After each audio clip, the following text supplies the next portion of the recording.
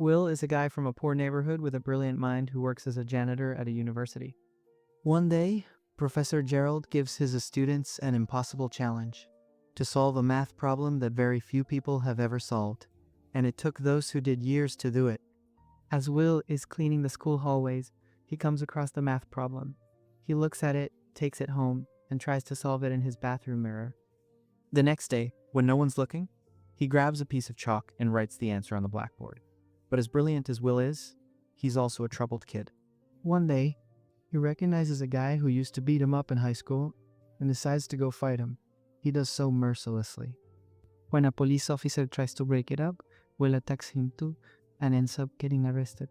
Meanwhile, Professor Gerald asks his students who solved the problem, but no one raises their hand. It isn't until the professor catches Will writing on the blackboard again that he discovers he's the mysterious mathematical genius. But after he's spotted, he runs away. Will meets up with his friends at a bar, where he meets Skylar and impresses her with his intelligence. Intrigued, she gives him her phone number. Professor Gerald looks for Will, asking different people about his whereabouts, and finally shows up at his court hearing for the incident with the police officer.